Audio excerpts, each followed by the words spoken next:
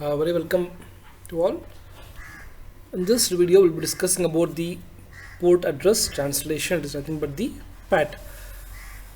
I'm not going to discuss about the dynamic NAT because you know that dynamic NAT is not an efficient method, as well as it is not used in the corporate sector nowadays. We are using only the port address translation.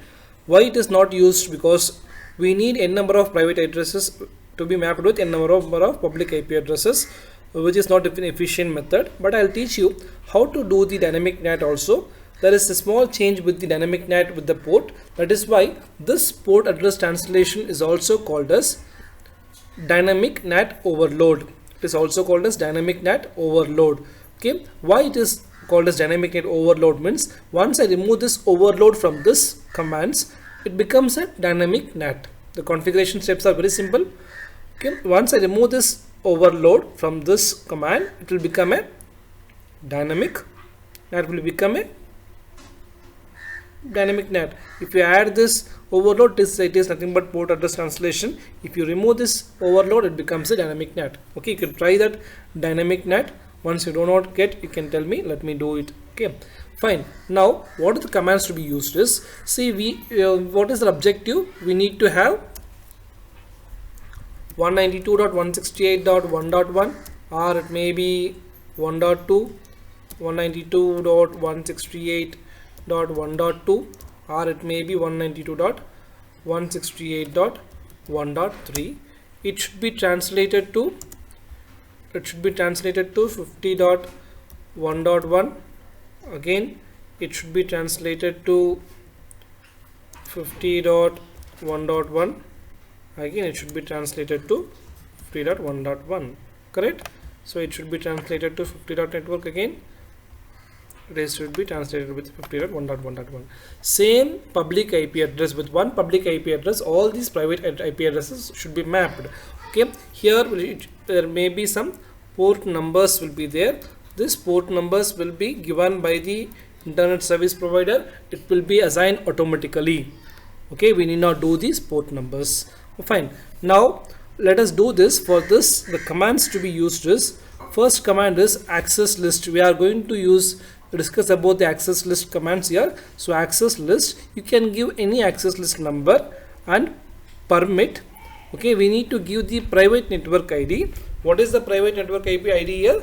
We are using a 192.168.1.0 network with a wildcard mask. Okay, we can use a wildcard mask. Okay, then we can use IP NAT pool.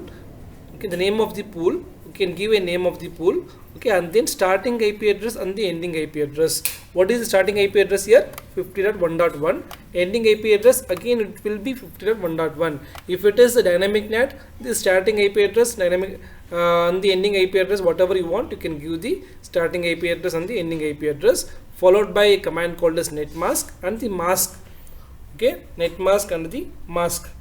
We can use the I can use any mask. Okay, here what I can use, if it is only starting IP address and the ending IP address, if both our IP addresses are going to be the same, I can use a default IP mask. Okay, I'll show you what is the default mask. I can use it here. Next command is IP NAT inside source list. Okay, ACL number, the same number to be used, and pool. What is the name of the pool? We should use overload. Okay, this command should be used here in the case of port address translation. If it is not the port address translation, if it is dynamic NAT, this place a load, it is going to be removed. Okay, and then interface, which is inside interface, which is outside interface. These are the same commands which we have used in the static NAT. Only these three lines we are going to use it to do the port address translation. You can make a note of this. Okay, once we do this, again we'll see this and you'll be able to learn. I have taken a lab setup, basic lab setup. What we have done, the same setup. If you have not done, you can go to and refer the basic lab setup video and then do the basic lab setup and come back to the port address translation. So today's class we are going to discuss about the port address translation. Okay, port address translation. So what I should do, 192.168.1.1 or it may be 192.168.1.2, or it may be 192.168.1.3. okay, anything. Okay, I'm not going to add 104, and we'll see if it is not assigned what will happen. Okay, it should be assigned with 50.1.1.1. similarly for this also it should be 50.1.1.1. so same public IP address, that is the concept over here. Only one public IP address is sufficient to translate the whole network. If I am having 100 devices also, I can do it with the only one public IP address. This is my objective. So again, I'll go with this router. I'll go to this router. I'll go to CLI. Okay. Now first we'll see. We have deleted everything. We'll see whether we are able to access the Google server. No, it is not able to access. Okay. Whether we are able to use this server, Yahoo server, it is again fail. Okay, fine. Now we'll translate these addresses. So here it is in the user executive mode. Go to enable. Now here I can go with the configuration mode. Yes, in the configuration mode I can do. What is the command will be used? First is access list. I'll take some access list number. I can take any list number. I'll take some 55. Okay, access list 55 and permit. Okay, permit. What is network ID? 192.168.1.0. What is the wildcard mask to be used here? What is the wildcard mask? Wildcard mask is nothing but inverse of your subnet mask. Easy way to remember. So it is 0.0.255. Then next command is IP NAT pool. Okay, what is the pool name? I'll take some Cisco as my pool name. Pool name is Cisco. Okay. Then what is the starting IP address? It is 50.1.1.1. What is the ending IP address? The same IP address I can use, 50.1.1.1. Then net mask. Okay, see here I am going to use a default IP mask, maximum mask I am going to use 255, 255, 255, 255, because starting IP address as well as the ending IP address is going to be the same. So I have taken the maximum subnet mask. Default mask, you can also always use this mask, okay, or if you want to use any other mask you can use it. Okay, after this IP NAT inside source list. Okay, what is that? Source list. What is the name of number? 55 I used. Same I can use it here. Pool. Okay, then what is that name of the pool? It is Cisco, the same name. Then I should use the command overload. Remember, if you don't use the overload command, it will become dynamic net again. Yes, that's all. Then I can give the interface the same thing, gigabit Ethernet port 0/0. It will be there inside. So IP NAT inside. Okay, then again the next interface. What is the outside interface? Serial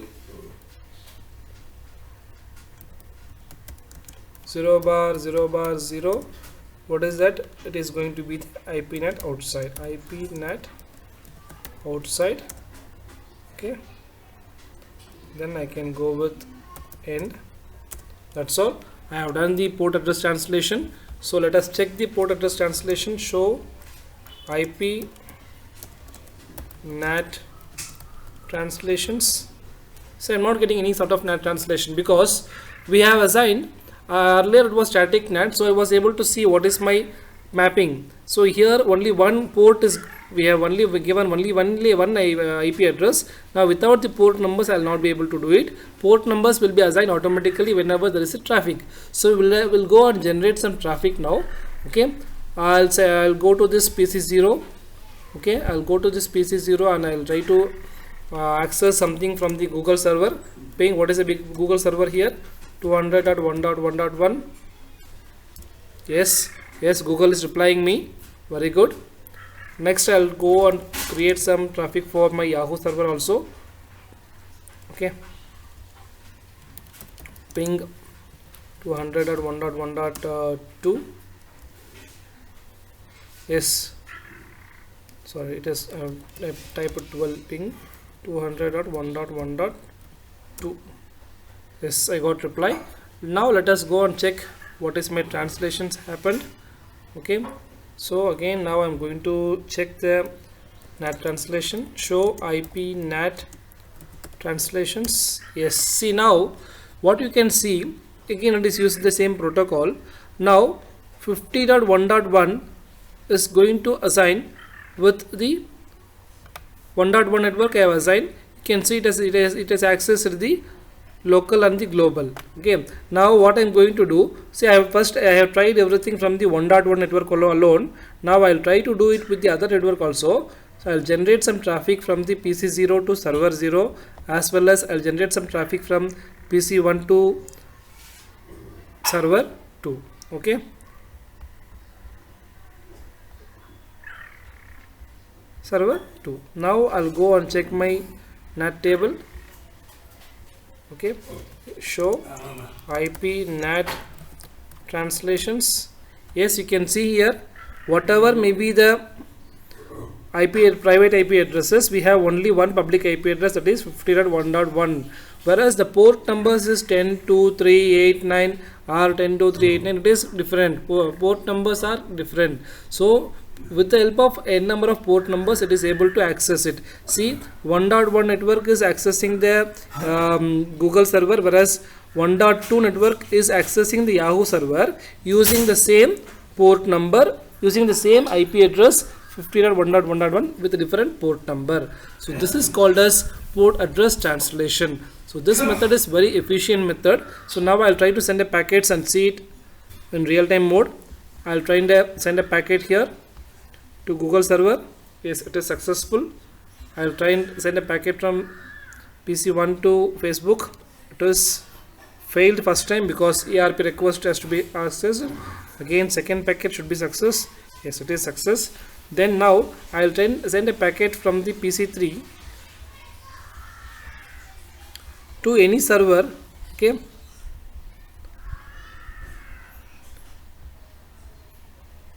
yes, it is done, because here I need not translate each and every IP address, correct? I need not, in the case of static IP address, if I am not translating this one PC, it was failed, whereas here the whole network is being translated with only one IP address, that is 50.1.1.0.1.